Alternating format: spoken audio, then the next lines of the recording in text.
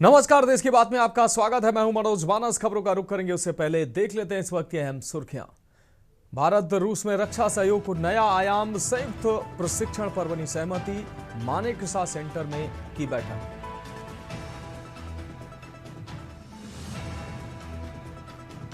कांग्रेस की सभा में बांग्लादेशी राष्ट्रगान गाने पर सख्त, असम सरकार देशद्रोह का मामला दर्ज करेगी पुलिस। यूपी सरकार ने गन्ने की कीमत 30 रुपए बढ़ाई, अगेती किस्म अब 400 रुपए प्रति क्विंटल, किसानों को 3000 करोड़ का अतिरिक्त भुगतान। 1 से 5 दिसंबर तक मध्य प्रदेश विधानसभा का शीतकालीन सत्र, सचिवालय जल्द करेगी नोटिफिकेशन, सत्र की तैयारी शुरू। नागपुर में किसानों का प्रदर्शन, कई स्टेट हाईवे किए गए जाम, कर्ज माफ करने की मांग, एक दिन पहले 7 घंटे तक नागपुर हैदराबाद हाईवे किया था जाम। और ओडिशा पहुंचा तूफान मोन्था, समुद्र में ऊंची उठ रही लहरें, हवा की रफ्तार 100 किलोमीटर प्रति घंटा। इससे पहले आंध्र में 5.5 घंटे लैंडफॉल चला। आप देख रहे हैं के न्यूज, खबरों का सारथी। और अब खबरें विस्तार से। यमुनानगर रेल द्वारा लुधियाना से दुर्ग जा रहे युवक की धक्का लगने से गिर जाने से उसकी मौत हो गई है। राजकीय रेलवे पुलिस अधिकारी राजेंद्र कुमार ने बताया कि उन्हें सूचना मिली कि मुस्तफाबाद रेलवे स्टेशन के नजदीक एक युवक का शव पड़ा हुआ है। जब हमने मृतक के पास तलाशी ली तो उसके पास से एक मोबाइल मिला, जिससे मृतक के परिजनों से संपर्क किया गया। तब तक शव को पोस्टमार्टम के लिए स्थानीय अस्पताल यमुनानगर में रखवा दिया गया। जैसे ही आज मृतक के परिजन यमुनानगर पहुंचे तो उन्होंने बताया कि मृतक रोहित 28 वर्षीय, सुपुत्र सागर जो लुधियाना से दुर्ग छत्तीसगढ़ से सफर कर रहा था, वो कंबाइन चलाने का कार्य करता था। मृतक रोहित रेल में दरवाजे के पास बैठा था, ट्रेन में दरवाजे के पास बैठा था और अचानक उसे धक्का लगा और वह चलती ट्रेन से गिर गया। सुबह के टाइम एक रेलवे से मैसेज आया था कि मुस्ताबाद रेलवे स्टेशन के थोड़ी बराड़े की साइड में एक व्यक्ति की लाश पड़ी है। तो उसकी कार्रवाई के लिए मैं गया था, तो वहाँ पे एक नौजवान लड़का जो है चलती ट्रेन से गिर गया जी। और आज फिर उसके पास एक टूटा हुआ मोबाइल मिला। उस मोबाइल को हमने ऑन किया, सिम उसकी निकाल करके, तो फिर उसके परिवार वालों से संपर्क हुआ। ये यूपी के रहने वाले हैं और लुधियाना में ही मतलब मेहनत मजदूरी का काम करते हैं काफ़ी लंबे समय से। ये लड़का लुधियाना रेलवे स्टेशन से कंबाइन पे काम करने के लिए दुर्ग छत्तीसगढ़ रेलवे स्टेशन पे जा रहा था, जो सफ़र के दौरान अचानक ट्रेन में झटका लगा और ये नीचे गिर गया। बढ़ेगी अगली खबर की ओर। फरीदाबाद में एक नाबालिग लड़की से गैंगरेप का मामला सामने आया है, जिसमें मुख्य आरोपी ने अपने दोस्तों के साथ लड़की को गाड़ी में अगवा कर लिया और उसके बाद उसके साथ जबरन रेप की वारदात को अंजाम दिया। सेंट्रल डीसीपी उषा ने जानकारी देते हुए बताया कि लड़की अपने घर से मोमोज खाने के लिए 26 तारीख को निकली थी, लेकिन शाम तक वह घर नहीं पहुंची तो उसकी बहन ने पुलिस को शिकायत दी। देर रात लड़की गंभीर अवस्था में अपने घर पहुंची और परिजनों को सारी बात बताई, जिसके बाद पुलिस ने 4 लोगों के खिलाफ मुकदमा दर्ज किया है। हालांकि अभी तक एक भी आरोपी पुलिस की पकड़ में नहीं आया है। पुलिस ने गाड़ी का पता लगाने का दावा किया है और जल्द ही आरोपियों की गिरफ्तारी करने की बात कही है। सरेआम लड़की को जबरन अगवा कर उसके साथ गैंगरेप करने से इस पूरे इलाके में सनसनी फैल गई। पास एक शिकायत आई है 27 तारीख को। हमने उस पर सेक्शन 123, 351, 396 BNS और 6 सेक्शन का /17 पॉक्सो एक्ट, इसमें मामला दर्ज किया है और इस पे इन्वेस्टिगेट हम कर रहे हैं। जो पीड़िता है वो 15 साल की बालिका है, स्कूल में पढ़ने वाली है और उसकी किसी लड़के से दोस्ती थी। वो मोमोज खाने के लिए छठ पूजा वाले दिन गई हुई थी। वहाँ पर उसने फ़ोन करके बुलाया तो एक लड़के की बजाय 3-4 लड़के गाड़ी में आ गए। और बाद का जो इंसिडेंट है कि एक बच्चे ने करा है या 2-3 लड़कों ने करा है उसके साथ जो रेप है, अभी वो बताने की हालत में नहीं है, लेकिन हमने 3-4 लड़कों के खिलाफ, अज्ञात लड़कों के खिलाफ केस दर्ज कर लिया है। बढ़ेंगे अगली अहम खबर की ओर। चंडीगढ़ से अहम खबर है, जहां बीसीसीआई संस्था को गौरवशाली 100 वर्ष पूरे होने पर मुख्यमंत्री ने शुभकामनाएं दी हैं। आपको बता दें, मुख्यमंत्री ने बधाई दी। सीएम सैनी ने कहा कि भारत को विकसित राष्ट्र बनाना हम सबका लक्ष्य है। आगे उन्होंने कहा कि प्रतिष्ठित लोगों के बीच आने का अवसर मिला है, ये मेरे लिए गौरव की बात है। आगे सीएम ने कहा कि बिहार को 1 ट्रिलियन की इकोनॉमी के रूप में खड़ा करना संस्था का संकल्प है। हमारी सरकार ने हरियाणा में भी यही संकल्प लिया है। हरियाणा और बिहार का बहुत पुराना सांस्कृतिक रिश्ता है। हरियाणा में बिहार के श्रमिक भाइयों ने भी विकास को गति दी है। भारत को विकसित राष्ट्र बनाने में हरियाणा और बिहार ने भूमिका निभाई है।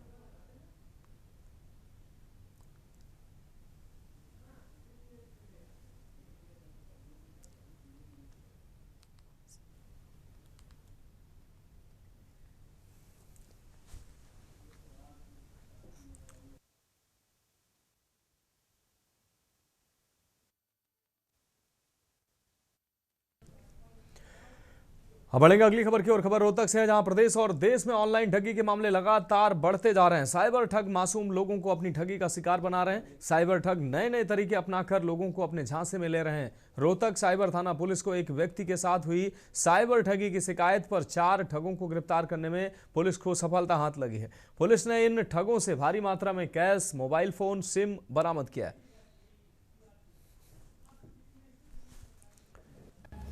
एक 22/8 को कंप्लेंट आई थी कि एक्सिस बैंक क्रेडिट कार्ड से 4,28,000 रुपये फ़ोन को हैक करके डिडक्ट कर लिए गए, जिस पे हमने तुरंत FIR दर्ज की और उसका इन्वेस्टिगेशन हेड कांस्टेबल कृष्ण द्वारा किया गया, जो ये अपने PSI प्रतीक की टीम थी।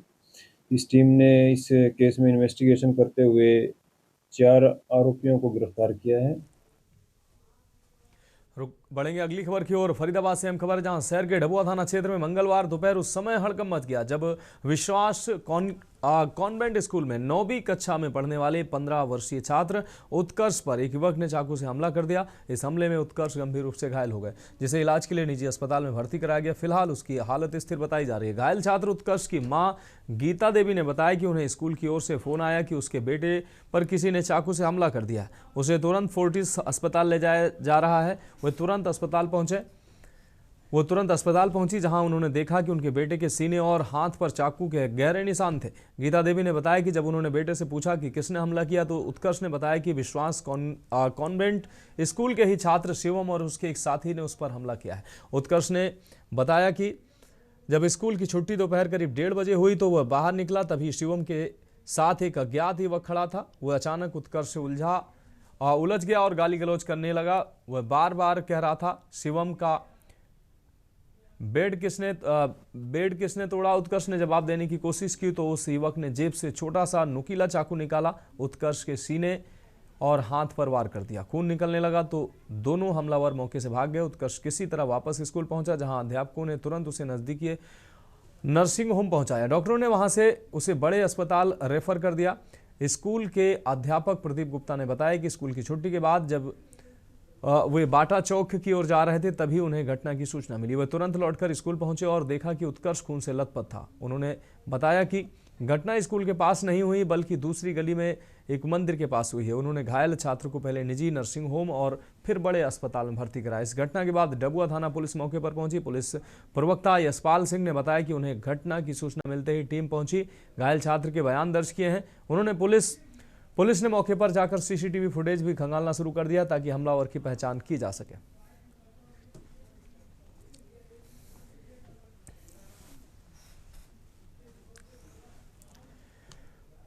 अगली खबर का रुख करेंगे। रोहतक में हरियाणा के DGP आज रोहतक पहुंचे। उन्होंने प्रदेश में बढ़ते क्राइम और नशे को रोकने और अन्य मुद्दों को लेकर पुलिस और प्रशासनिक अधिकारियों के साथ मीडिया कर्मियों से बातचीत की। उन्होंने मीडिया से बातचीत करते हुए प्रदेश में बढ़ते क्राइम ग्राफ और गैंगस्टरों द्वारा फिरौती मांगे जाने को लेकर बयान दिया। साथ में गैंगस्टरों को सीधे खुली चुनौती दी। उन्होंने कहा कि अगर दम है तो सामने आओ। प्रदेश में बढ़ते अपराध को लेकर कहा कि कहीं ना कहीं हरियाणा में अपराध कहीं नहीं है। कोई भी प्रदेश कहीं भी जाए, किसी को किसी प्रकार का कोई डर नहीं है। हरियाणा में कोई अपराध नहीं है। ये जो लोग हैं ये बात फैला रहे हैं कि क्राइम बढ़ रहा है। जो लोग क्राइम बढ़ने की बात करते हैं वो तिल का ताड़ बना रहे हैं।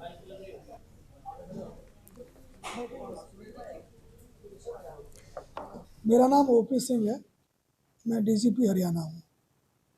अभी जब ये औपचारिक तौर से प्रश्न उत्तर का दौर शुरू हुआ, हमने एक ब्रॉड कंसल्टेंसी की, क्योंकि एक स्टैनफोर्ड डिज़ाइन थिंकिंग मॉडल है।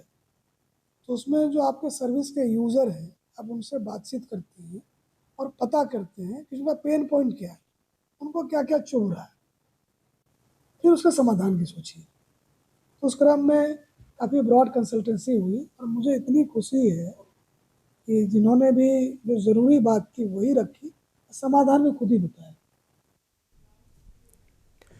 अब रुक करेंगे अगली खबर का। खबर चंडीगढ़ से है। इनेलो के राष्ट्रीय अध्यक्ष अभय चौटाला की प्रेस वार्ता सामने आई है। आपको बता दें, अभय चौटाला ने कहा कि हमने किसानों के मुद्दे पर राज्यपाल से समय मांगा था। 11 बजे का समय दिया गया था। इसके बाद एडीसी की ओर से कोई मैसेज नहीं आया। बाद में शाम 6 बजे मैंने इस पर भी सहमति जताई। कल फिर उन्होंने मैसेज किया और कहा कि अभी समय नहीं मिल सकता है। किसानों की फसलें खराब हो गई हैं, उन्हें अब तक मुआवजा नहीं दिया गया। खेतों में जल भराव है और सरकार उत्सव मनाने में व्यस्त है। 1 नवंबर से 3 नवंबर तक उत्सव मनाया जा रहा है। हमने फैसला किया है कि 3 नवंबर से जिला मुख्यालयों में डीसी को राज्यपाल के नाम अपना ज्ञापन सौंपेंगे।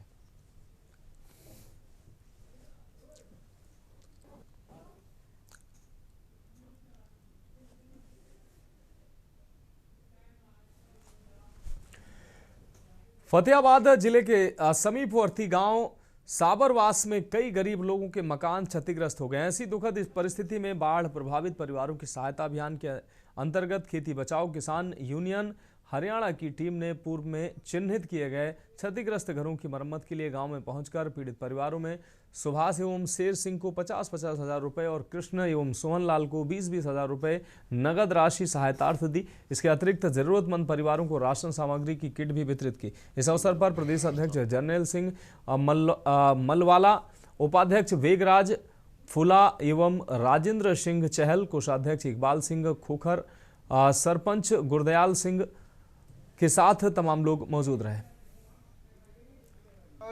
मकान जिनके सभी भाइयों को राम राम सत श्री अकाल।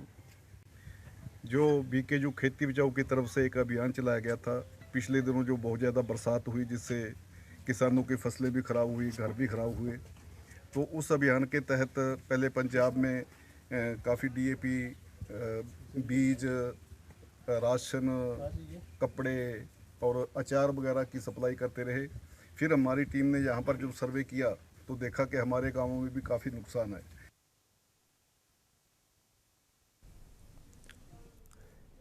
अगली खबर मध्य प्रदेश के मुरैना से है, जहां महिला ने छौंदा नदी के पुल से छलांग लगाई है। एसडीआरएफ की टीम रेस्क्यू अभियान चला रही है। मौके पर पुलिस भी पहुंची है।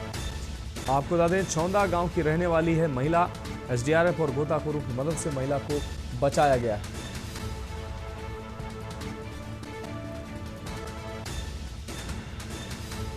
तो एसडीआरएफ और गोताखोरों की मदद से महिला को बचाया गया। मुरैना से अहम खबर, महिला ने छौंदा नदी के पुल से छलांग लगाई। एसडीआरएफ की टीम मौके पर पहुंची और पुलिस भी मौके पर पहुंची। हालांकि एसडीआरएफ की टीम ने कड़ी मशक्कत के बाद महिला को बचा लिया है।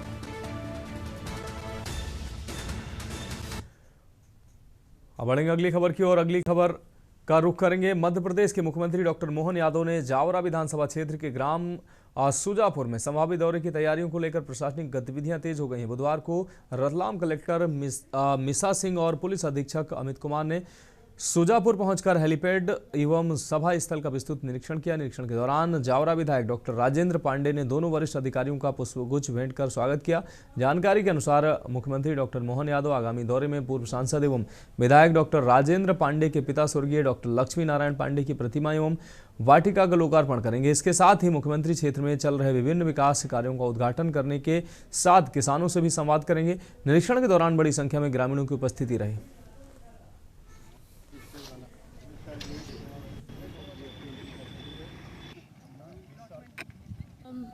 हर एक विधानसभा क्षेत्र में सीएम साहब के क्योंकि दौरा कार्यक्रम आगे बनेंगे ही नहीं, तो उसी के संदर्भ में हम लोग आज जावरा विधानसभा में आ रखे हैं, सुजापुर गांव में आ रखे हैं। यहाँ पे कुछ प्रस्ताव हम लोगों को जनप्रतिनिधियों की तरफ से प्राप्त हुए थे, तो उनको स्पॉट का हम लोग देखने के लिए और बाकी चीज़ों का भी एक बार मुआयना करने के लिए यहाँ पे हम लोग आ रखे हैं। दिशा निर्देश जो कि देखा जाए तो किस तरह के दिशा निर्देश? अभी तो दिशा निर्देश से अभी हम लोग उस स्पॉट को उस हिसाब से देखने के लिए आए हुए हैं कि जो प्रस्ताव हम लोगों को आते हैं या कोई आमंत्रण निमंत्रण आते हैं तो उसकी दृष्टि को देखते हुए भी और जो सिक्योरिटी की दृष्टिगत होता है उसको हम लोग आज मौका पे देखने के लिए आए हुए हैं।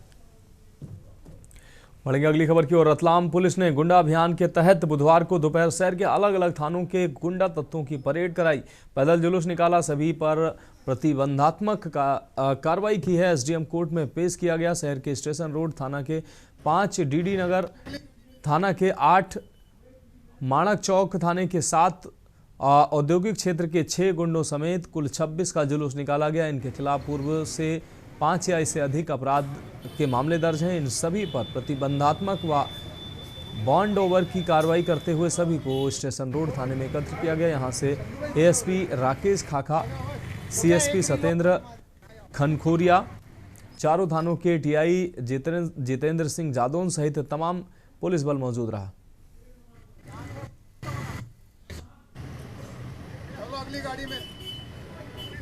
शहर की कानून व्यवस्था को बनाए रखने के लिए लगातार रतलाम शहर पुलिस जो है वो कार्यरत है। किसी भी तरह का अपराधी तत्व को ये मैसेज दिया जा रहा है सख्त तरीके से कि किसी भी तरह से रतलाम शहर में गुंडाई बर्दाश्त नहीं की जाएगी। जो है सख्त से सख्त कार्रवाई की जाएगी उन लोगों पे जो आदतन अपराधी हैं और लगातार जो गुंडा तत्व है उनके विरुद्ध जो है वो लगातार पुलिस के द्वारा कार्रवाई जारी रहेगी।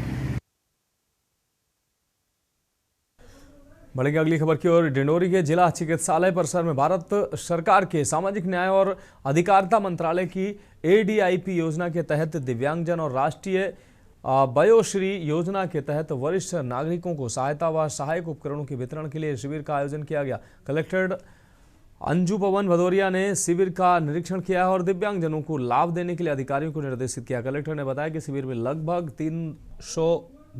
302 दिव्यांगजनों का पंजीयन हुआ है। शिविर में आए सभी की दिव्यांगजनों की जांच की गई है। इसके अलावा शिविर में दिव्यांगजनों के प्रमाण पत्र भी बनाए गए।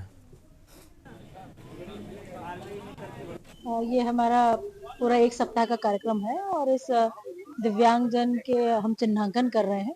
प्रत्येक जनपद में एक कैंप लगाया जा रहा है जिसके अंतर्गत हम एलिम्को कंपनी द्वारा जो उपकरण वितरण किए जाते हैं उनका आइडेंटिफिकेशन हो रहा है। साथ ही मेडिकल बोर्ड बैठा है जो कि उनको जो मेडिकल बोर्ड का विकलांगता प्रमाण पत्र है वो प्रदान कर रहा है। और मैं ग्राम पंचायत सहजपुरी से आया हूँ और हमारे डिंडोरी जिला में दिव्यांगजनों का आज शिविर लगा हुआ है और आज तारीख 29/10/2025 को हम सभी दिव्यांगों के लिए अच्छे प्रावधान रखा गया है शासन के द्वारा और हम यही चाहते हैं कि हमारा जो दिव्यांगजन हैं भाई एवं बहनों उनके लिए सरकार बहुत अच्छी काम कर रहा है।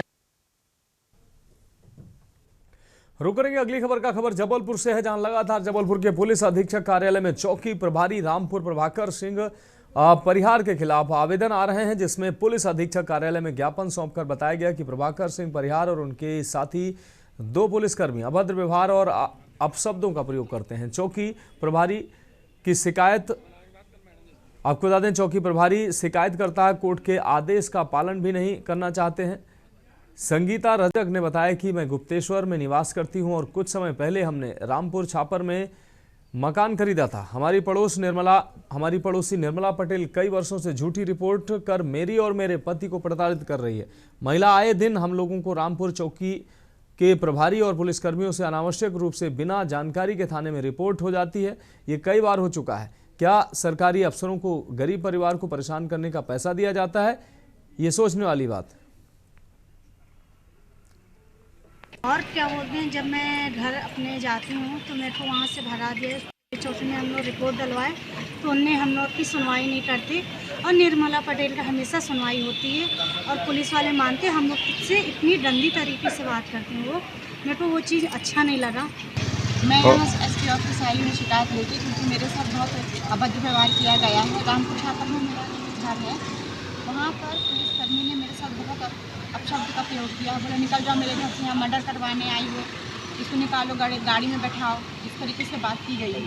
समस्या ये है, हम गुप्तेश्वर निवासी में पुजारी हूँ, मगर मेरी छवि को धूल-भूल करने के लिए निर्मला पटेल द्वारा जो अकृत्य किया जाता है, हम थाना और कानून सभी के लिए एक है, पर हमारे परिवार को उस महिला द्वारा और रामपुर चौकी प्रभारी परिहार सर से हमको आगे भी संकट क्यों, हमने बिना झगड़े के हमारे ऊपर रिपोर्ट दर्ज की गई। बढ़ेंगे अगली खबर की ओर। जबलपुर में चलती ट्रेन में टीचर की चाकू मारकर हत्या कर दी गई। आरोपी टीचर का मामा ससुर बताया जा रहा है कि दोनों में पहले बहस हुई। कोच में बैठे अन्य यात्रियों ने बीच बचाव कर दोनों को शांत कराया। कुछ देर बाद फिर विवाद हो गया और मामा ससुर ने टीचर पर चाकू से 30 से ज्यादा बार वार किए। अगला स्टेशन जबलपुर था। आरपीएफ टीम यहां पहले से मौजूद थी। ट्रेन पहुंचते ही घायल को एम्बुलेंस से जिला अस्पताल पहुंचाया गया। हालत गंभीर होने पर शैलेंद्र को मेडिकल कॉलेज रेफर किया गया, जहां डॉक्टरों ने उसे मृत घोषित कर दिया। वहीं जबलपुर जीआरपी पुलिस की टीम द्वारा अपराधी मामा को पकड़ लिया गया है और जांच जारी है।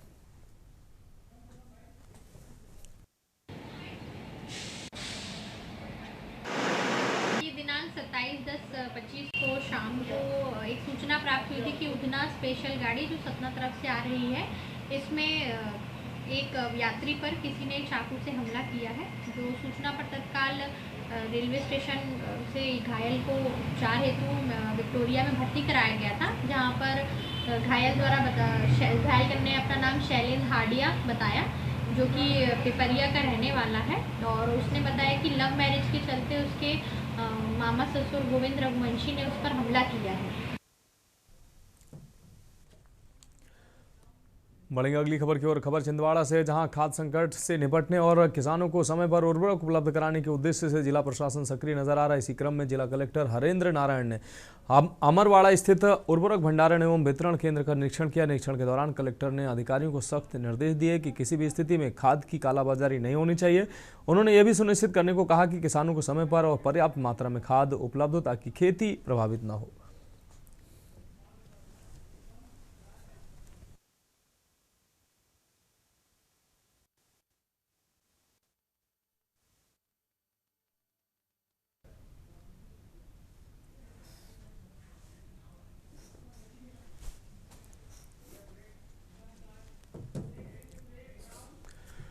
फिलहाल खबरों में वक्त है कि हम ब्रेक का, जल्द हाजिर होंगे। आप देख रहे हैं के न्यूज, खबरों का। ब्रेक के बाद देश की बात में एक बार फिर से आपका स्वागत है। रुक करेंगे अगली खबर का। जनसुराज के संस्थापक प्रशांत किशोर ने तेजस्वी यादव के संकल्प पत्र जारी करने पर तंज कसते हुए कहा कि जिन्होंने मवेशी का चारा तक खा लिया, उस पर जनता भरोसा नहीं करेगी।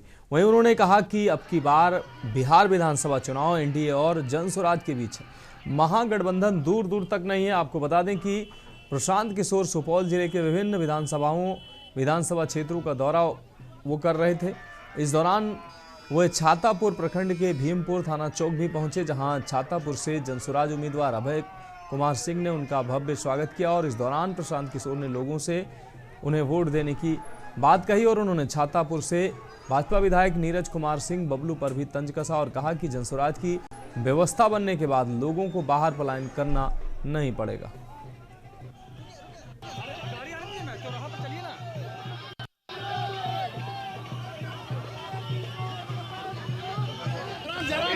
आएंगे यहाँ भी दूसरे चरण में चुनाव है, लेकिन आज रास्ते से गुजर रहे हैं, तो जो हम लोग के प्रत्याशी हैं, इन लोग से आज यहाँ मुलाकात हो रही है। आप लोगों से भी मुलाकात हो रही है।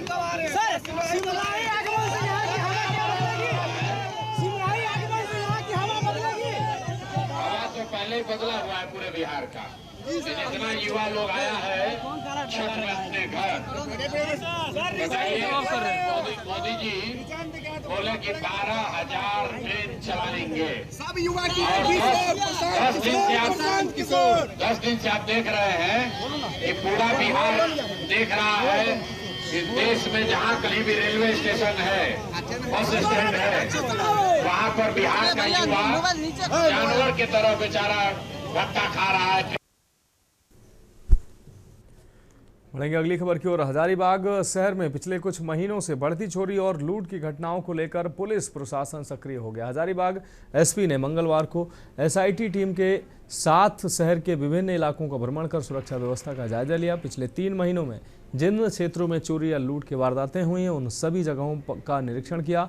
इस दौरान कुर्रा बड़ी बाजार, लोगा सिंघना सदर थाना और मुफसिल थाना क्षेत्र के कई इलाकों में सुरक्षा की समीक्षा की गई। एसपी ने संबंधित थानेदारों को क्षेत्र में नियमित गश्ती बढ़ाने, संदिग्ध व्यक्तियों पर नजर रखने और रात्रि पहरेदारी को सख्त करने के निर्देश दिए।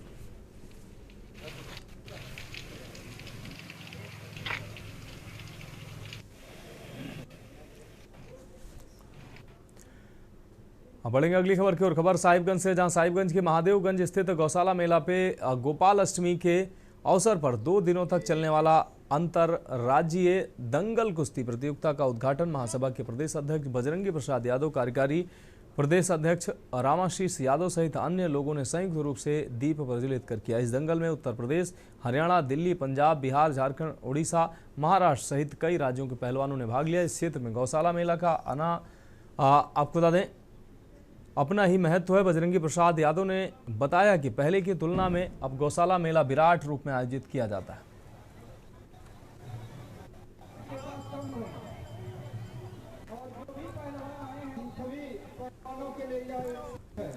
आज गौशाला मेला का आयोजन है और इसमें महादंगल जो कि राज्य स्तरीय पहलवान आए हैं उसके लिए रखा गया है। और प्रदेश जादू महासभा के आदरणीय सम्मानित अध्यक्ष श्री बजरंगी प्रसाद यादव जी के द्वारा जो ये दंगल का कार्यक्रम हर एक वर्ष कराया जाता है, उससे प्रेरणा लेकर प्रदेश जादू महासभा झारखंड के 24 जिला में महादंगल कराने का निर्णय लिया है। इस वर्ष भी गोपाष्टमी के शुभ अवसर पर महादेवगंज साहिबगंज गौशाला मेला के उपलक्ष्य में, गोपाष्टमी के उपलक्ष्य में झारखंड प्रदेश यादव महासभा के तरफ से कुश्ती का प्रतियोगिता रखा जाता है। उसी क्रम में आज प्रथम दिन आज शुभारंभ हुआ। बढ़ेंगे अगली खबर की ओर। आपको बता दें झारखंड के हजारीबाग जिले के बरकठा थाना क्षेत्र के ग्राम गुंजरा मोड़ स्थित सचिन ढाबा पर मंगलवार देर रात उस समय अफरा तफरी मच गई जब लगभग 10 से 15 उपद्रवियों के एक समूह ने ढाबे के मालिक के साथ बेरहमी से मारपीट और तोड़फोड़ शुरू कर दी। सूचना मिलते ही बरकठा थाना की गश्ती टीम तत्काल मौके पर पहुंची और उपद्रवियों को शांत कराने का प्रयास किया, लेकिन उपद्रवी शांत होने के बजाय पुलिस बल से भी उलझ गए। उपद्रवियों ने लाठी डंडों से पुलिसकर्मियों पर भी अंधाधुंध हमला कर दिया। इस हमले में गश्ती दल के पदाधिकारी चंदा उराव सहित 3 अन्य पुलिसकर्मी घायल हो गए। गिरफ्तार किए गए 5 अभियुक्त बरही थाना क्षेत्र के रहने वाले हैं, जिनकी पहचान अजीत कुमार यादव, शिव कुमार यादव, पवन कुमार यादव, मुकेश कुमार शर्मा और मुन्ना कुमार यादव के रूप में हुई।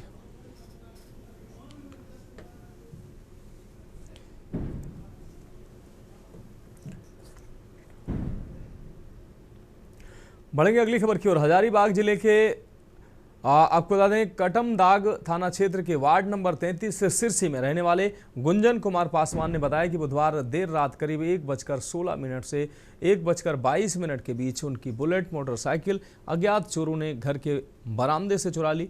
गुंजन कुमार रोज की तरह अपनी मोटरसाइकिल को बरामदे में खड़ा करके सो गए थे, लेकिन रात के अंधेरे में चोरों ने मोटरसाइकिल को पैदल खींचकर ले गए। सीसीटीवी कैमरे में इस वारदात की झलक साफ दिखाई दे रही। पीड़ित ने इस संबंध में कटमदाग थाना में आवेदन देकर न्यायोचित कार्रवाई की मांग की।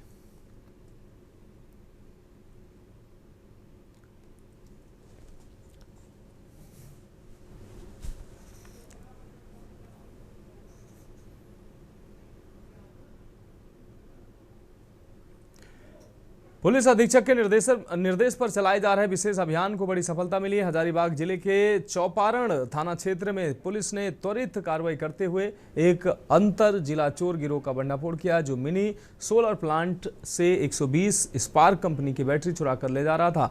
अनुमंडल पुलिस पदाधिकारी बरही के नेतृत्व में गठित छापेमारी दल ने गिरफ्तार चोर से पूछताछ की पता चला कि गिरोह बोकारो से आया हुआ था और चोरी की बैटरियों को एक ट्रक में लोड कर कहीं और ले जाने की योजना बना रहा था। पुलिस ने घटना को अंजाम देने में इस्तेमाल किए गए और चोरी किए गए तैयार सामान को जब्त किया।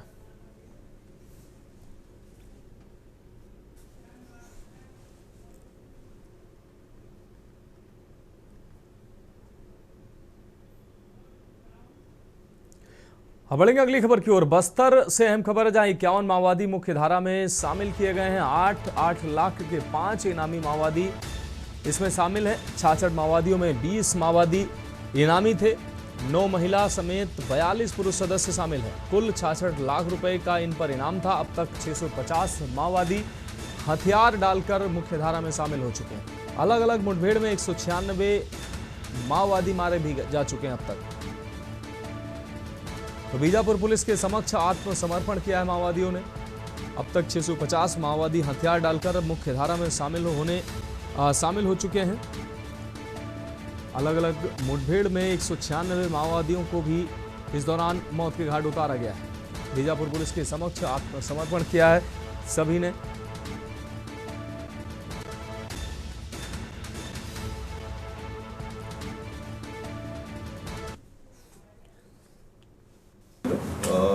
पुनः एक अच्छी खबर है कि 51 माओवादी हैं वो पुनर्वास की तरफ आज लौट रहे हैं, जिस पर से PLJ बटालियन नंबर 1 और कंपनी नंबर 1, 2, 5 के 5 सदस्य हैं। ACM स्तर के 1 प्लाटून एवं एरिया कमेटी सदस्य 7 हैं, LOA सदस्य 3 हैं। इस प्रकार कुल 51 नक्सल मेंबर्स हैं, जिस पर टोटल 66 लाख का इनाम था, जो आज यहाँ पुनर्वास के लिए आए हैं।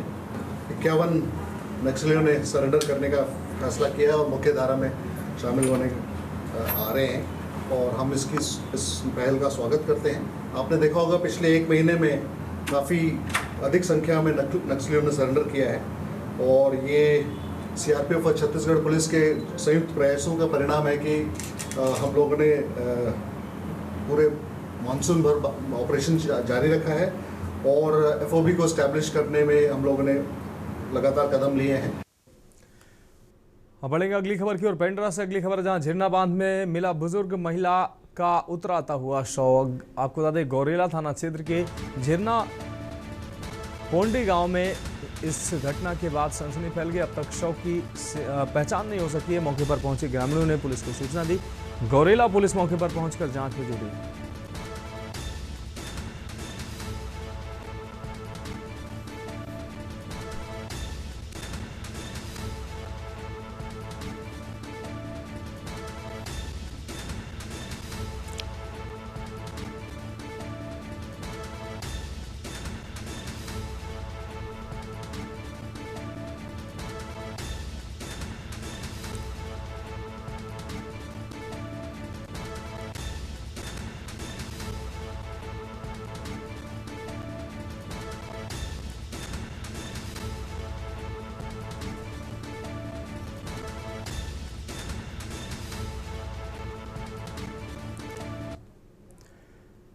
और अगली खबर अंबिकापुर से, जहां सरगुजा की बेटी का तहसीलदार पर प्रताड़ना का आरोप लगा है। दहेज में मांगे गए 1 करोड़ रुपए।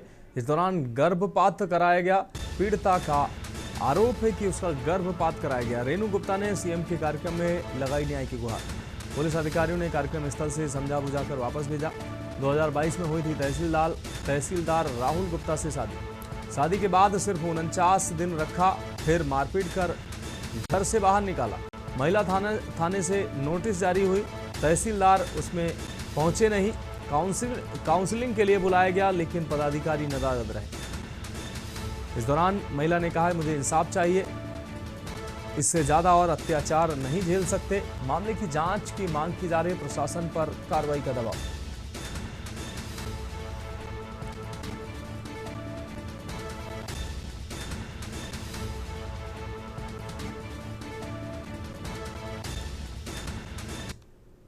रायपुर से अहम खबर है, जहां ACB EOW की बड़ी छापेमारी सामने आई है। 5 ठिकानों पर कार्रवाई हुई है।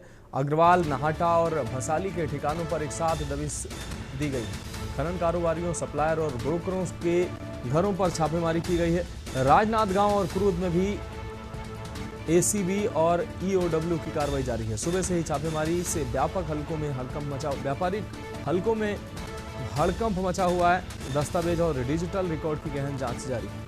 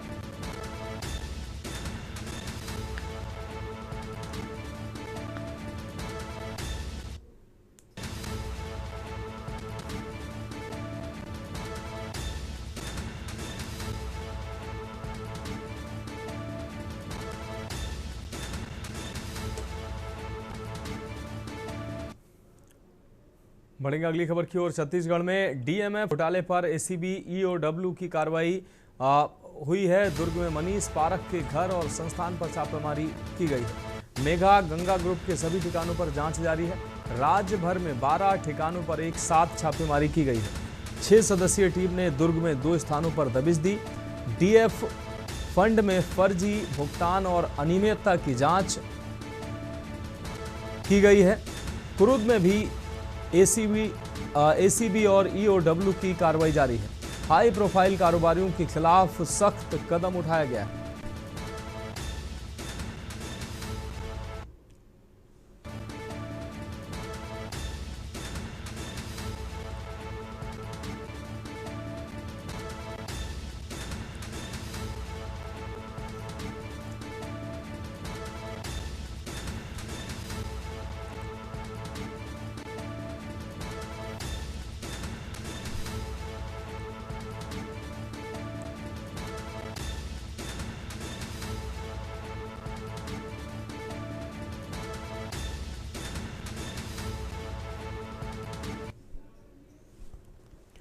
बढ़ेंगे अगली खबर की ओर। राजनांदगांव शहर में आर्थिक अपराध शाखा ईओडब्ल्यू की टीम ने माइनिंग और सरकारी सप्लाई से जुड़े 3 प्रमुख कारोबारी प्रतिष्ठानों नाहटा, भंसाली और अग्रवाल ग्रुप पर एक साथ छापेमारी की है। सत्यम विहार कॉलोनी, कामठी लाइन और भारत माता चौक स्थित दफ्तरों व घरों में दस्तावेजों और डिजिटल रिकॉर्ड की जांच की जा रही है। कार्रवाई सुबह 4 बजे शुरू हुई थी, जिससे व्यापारियों और व्यापारी जगत में हड़कंप मच गया। सूत्रों के अनुसार ये छापेमारी वित्तीय अनियमितताओं और फर्जी बिलिंग की शिकायतों पर आधारित है।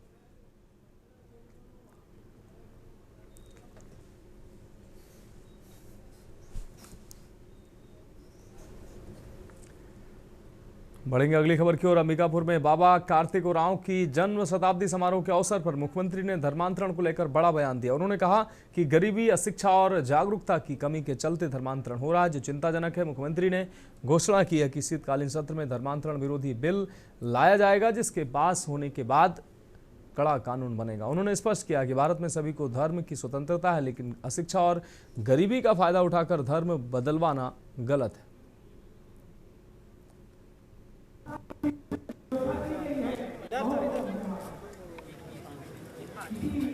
अब देखिए, इसके लिए तो आप लोगों को भी जागरूक होना पड़ेगा, सबकी जवाबदारी है। इस देश में कोई भी धर्म मानने का सबको अधिकार है, धर्मनिरपेक्ष देश है। लेकिन किसी की अशिक्षा, किसी की गरीबी, किसी का अज्ञानता, इसको माध्यम बना के अगर धर्मांतरण करते हैं बहला के फुसला के, तो ये ठीक नहीं है, ये बंद होना चाहिए।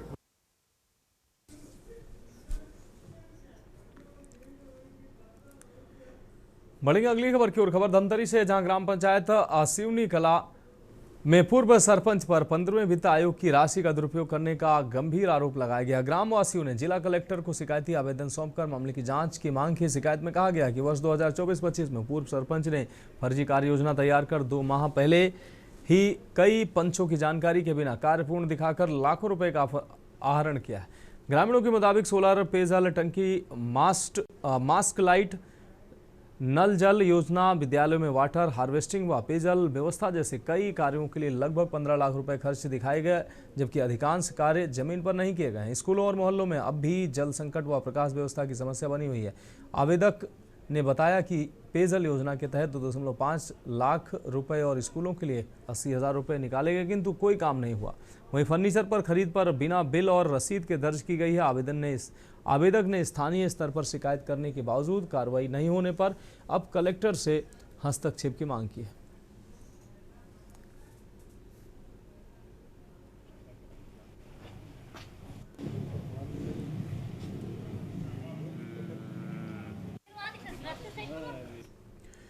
अंबिकापुर की जर्जर सड़कों को लेकर समाजसेवी ने जिला प्रशासन को ज्ञापन सौंपा है, लेकिन गांधीनगर पुलिस ने उन्हें गिरफ्तार कर लिया है। इस मुद्दे पर मुख्यमंत्री विष्णुदेव साय ने बयान देते हुए कहा कि पिछले 5 वर्षों में कांग्रेस सरकार ने सड़क मरम्मत पर कोई ध्यान नहीं दिया, जिससे हालात बिगड़े हैं। मुख्यमंत्री ने कहा कि हमारी सरकार को अभी 21-22 महीने ही हुए हैं, लेकिन सुधार के प्रयास जारी हैं, थोड़ा इंतजार करें, अंबिकापुर की सड़कों को भी बेहतर बना दिया जाएगा।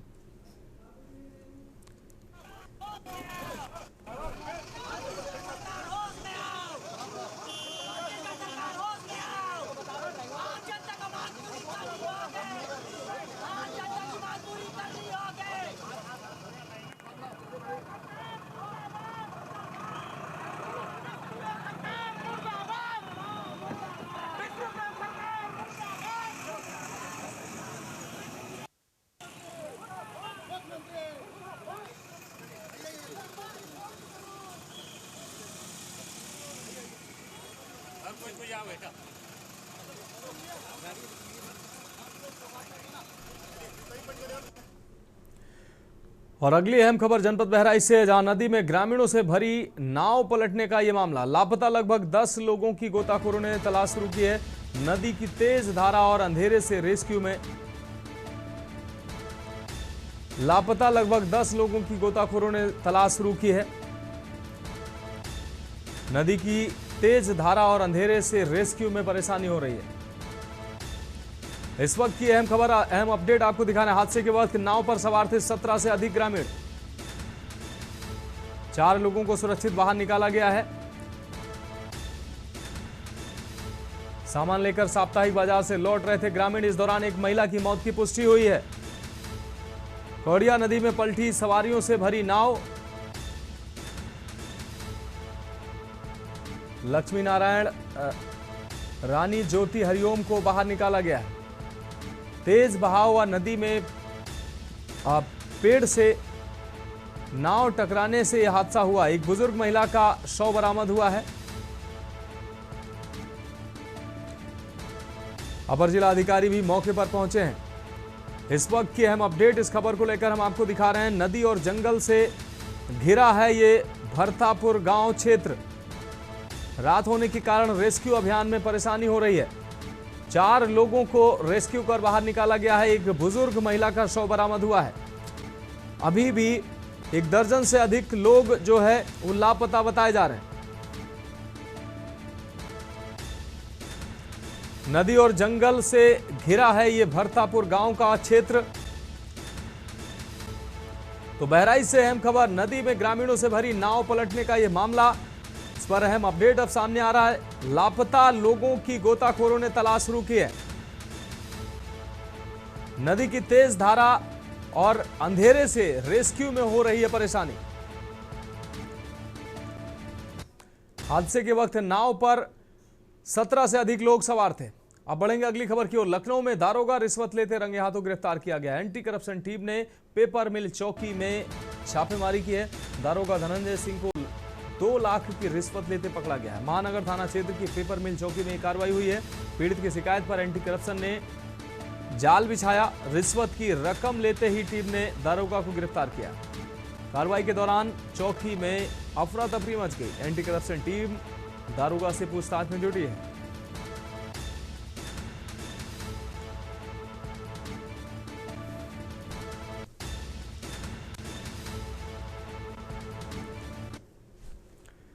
अब बढ़ेंगे अगली खबर की ओर। लखनऊ से अहम खबर, हजरतगंज चौराहे पर सपा के कार्यकर्ताओं का प्रदर्शन देखने को मिला। हाथों में जूता लेकर बैठे 2 सपा के कार्यकर्ताओं का प्रदर्शन।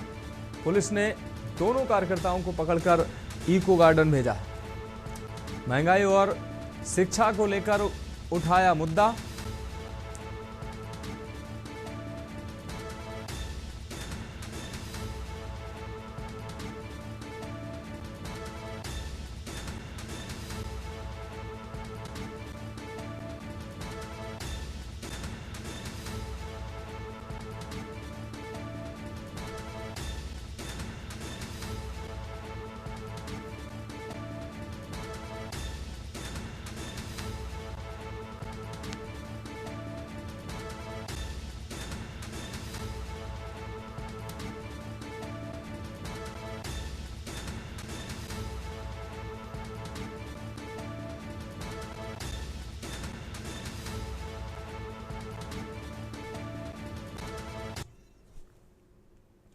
अगली खबर हरदोई से, जहां गल्ला मंडी सचिव की बड़ी लापरवाही सामने आई है। सचिव ज्योति चौधरी की बड़ी लापरवाही सामने आई है। गल्ला मंडी परिसर के अंदर लगा गंदगी का अंबार।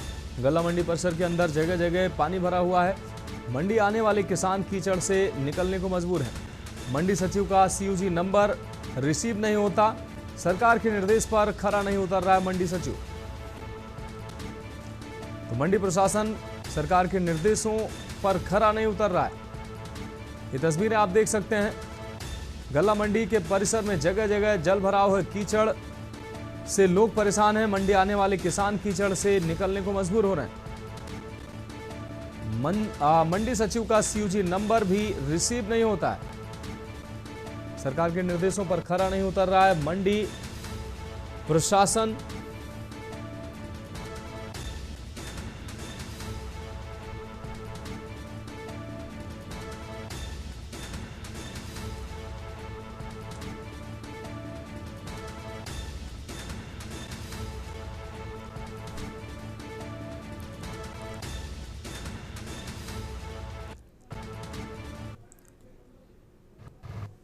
हरदोई जनपद की गल्ला मंडी की हालत इस समय बद से बदतर है। आप हमारे पीछे देख सकते हैं, इन तस्वीरों को देखिएगा कि किस तरीके से करोड़ों रुपए का मेंटेनेंस का खर्चा होता है। सरकार के द्वारा करोड़ों रुपए का खर्च किया जाता है, बजट दिया जाता है, लेकिन इस समय हालात जो हैं, एक दिन की बरसात के बाद हरदोई की जो गल्ला मंडी है वहाँ से निकलना इतना मुश्किल हो गया है कि लोग जो निकलते हैं वो काफ़ी मुश्किल का सामना उनको करना पड़ रहा है। जो किसान यहाँ पर अपना धान लेकर आते हैं उनको काफ़ी दिक्कत झेलनी पड़ती है। लेकिन सबसे बड़ी बात यह है कि जो प्रशासनिक अधिकारी हैं उनका इस तरफ बिल्कुल ध्यान नहीं है, और जो गल्ला मंडी सचिव हैं उनको कई बार फ़ोन लगाया गया इस पूरे मामले को लेकर जानकारी लेनी चाहें कि मंडी समिति को लेकर क्या स्थिति है, लेकिन उनके द्वारा COG नंबर तक उठाया नहीं गया। एक बड़ी लापरवाही हरदोई जनपद में गल्ला मंडी सचिव की देखने को मिली हुई है। लेकिन हालात इस तरीके से हैं, इतना कीचड़ है इस मंडी के अंदर, जो वहां से निकलने में किसानों को काफ़ी दिक्कत का सामना झेलना पड़ रहा है। हरदोई से के न्यूज़ के लिए अंबुज मिश्रा की रिपोर्ट। बढ़ेंगे अगली खबर की ओर। कानपुर से अहम खबर, जहां एक बार फिर के न्यूज की खबर का बड़ा असर हुआ है। आपको बता दें, महिला से छेड़छाड़ करने वाला पुलिसकर्मी निलंबित हुआ है। के न्यूज ने इस खबर को प्रमुखता से दिखाई थी, और प्रमुखता से इस खबर को दिखाने के बाद अब इस खबर का बड़ा असर हुआ है।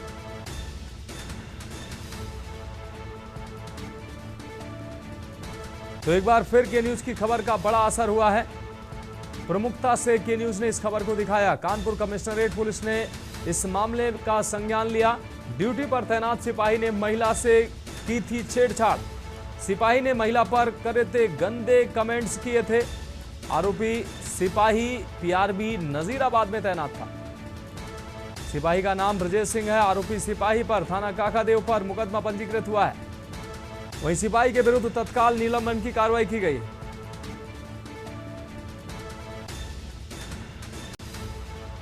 आरोपी सिपाही PRB नजीराबाद में तैनात था। सिपाही का नाम ब्रजेश सिंह बताया जा रहा है।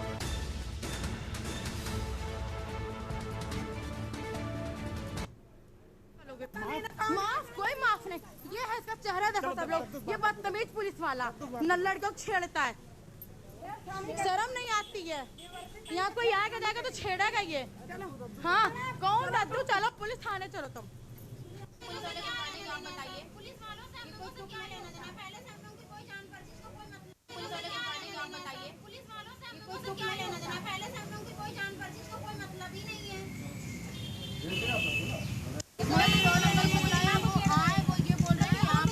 ने इस खबर को प्रमुखता से दिखाया था, और के न्यूज की खबर का बड़ा असर हुआ है। महिला से छेड़छाड़ करने वाला पुलिसकर्मी निलंबित हुआ है।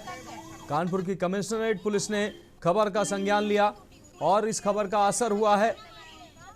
महिला से छेड़छाड़ करने वाला पुलिसकर्मी निलंबित किया गया है। मुकदमा भी दर्ज किया गया है।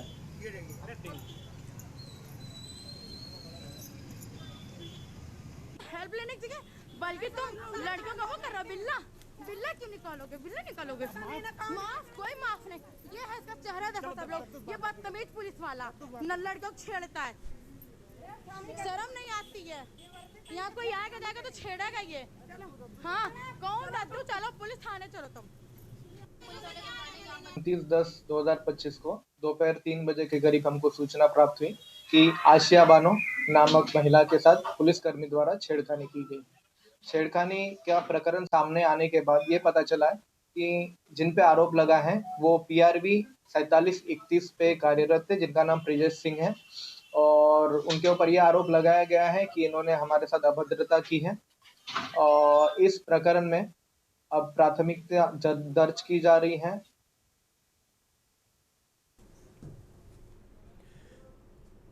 अगली खबर आगरा से है, जहां थाना हरिपर्वत पुलिस ने सार्वजनिक स्थानों पर शराब पीने वालों के खिलाफ अभियान चलाकर 10 घंटे में 204 आरोपियों को हिरासत में लिया है।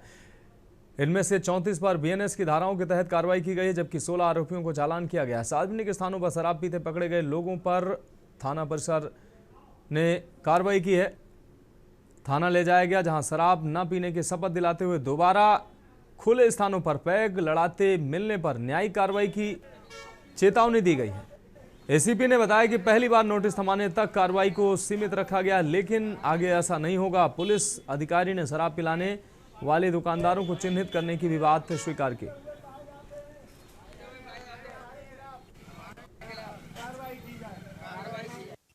श्रीमान पुलिस आयुक्त महोदय और श्रीमान पुलिस आयुक्त सिटी महोदय के निर्देशन में ये अभियान चलाया जा रहा है, जिसमें खुले में जो भी शराब पी रहे हैं या फिर खुले में शराब पी के कोई दंगा कर रहा है, कोई आमदा फसाद कर रहा है, तो इनके खिलाफ कार्रवाई शुरू करी है हमने। इसमें कल एक दिन में 204 लोगों के 34 पुलिस एक्ट के चालान कर दिए हमने, और जो लोग दंगा फसाद कर रहे थे और बिना मतलब कुछ अपराध करने के उसमें ये हमें था कि अपराध कर सकते हैं, उसमें 16 लोगों के 151 के चालान भी कर दिए हमने। बढ़ेंगे अगली खबर की ओर। हमीरपुर जिले में प्रेमिका से मिलने पहुंचे प्रेमी को पीट कर मौत के घाट उतारा गया। प्रेमी की मौत से आहत प्रेमिका ने भी ब्लेड से अपने गले पर वार कर खुद को लहूलुहान कर लिया, जिसे इलाज के लिए जिला अस्पताल पहुंचाया गया, जहां उसे भी गंभीर हालत में कानपुर रेफर किया गया। फिलहाल मौके पर पहुंची पुलिस ने प्रेमी के शव को कब्जे में लेकर कार्रवाई शुरू कर दी है। मामला मौधा कोतवाली क्षेत्र के परछछ गांव का बताया जा रहा है, जहां प्रेमिका से मिलने उसके घर पहुंचे प्रेमिका के चाचा के बीच झड़प होने लगी। इसी बीच प्रेमी रवि ने 35 वर्षीय चाचा पिंटू को चाकू मारकर घायल कर दिया। ये देख युवती के परिजनों ने प्रेमी युवक को पकड़कर लाठी डंडों से पीट कर मौत के घाट उतार दिया। पुलिस के मुताबिक आरोपियों को हिरासत में लेकर आगे की पूछताछ की जा रही है।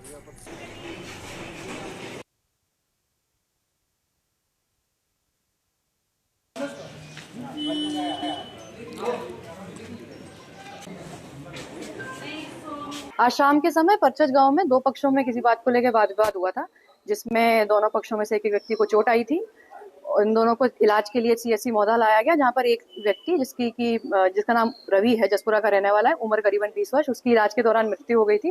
दूसरे पक्ष को भी कुछ चोटें आई थी, जिसको इलाज के लिए हायर सेंटर आपका हमीरपुर रेफर कर दिया गया है और परिवारजनों से तहरीर प्राप्त कर ली गई है। उसके आधार पर मुकदमा दर्ज किया जा रहा है। कुछ लोगों को हिरासत में लेकर पूछताछ भी की जा रही है।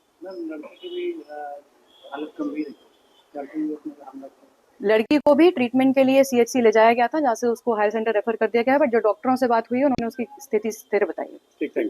देखिए, पहले जो केस जो आया था वो भी जो मौधा सीएचसी से रेफर होकर आया था, उसमें स्टैब इंजरी थी, उनने खुद ने हिस्ट्री दी थी, तो उनको किसी ने चाकू मारा है, किसी अननोन पेशेंट ने, किसी अननोन पर्सन ने, तो उनको रेफर किया गया है। सिम्टोमेटिक ट्रीटमेंट देकर, बेसिक ट्रीटमेंट जो यहाँ पे दिया जाता है वो ट्रीटमेंट देकर उनको रेफर कर दिया गया।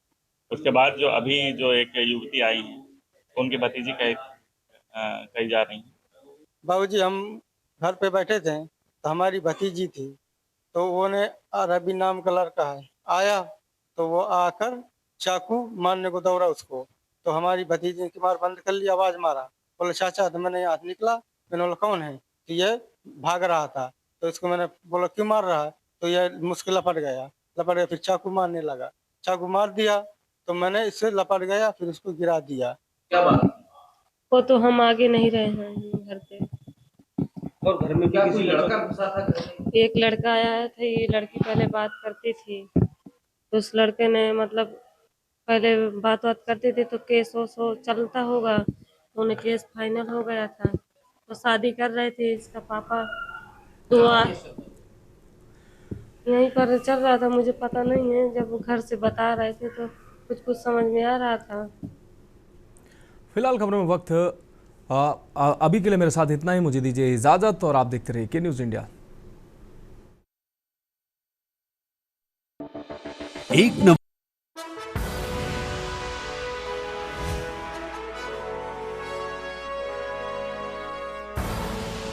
आप देख रहे हैं के न्यूज़, खबरों का सार।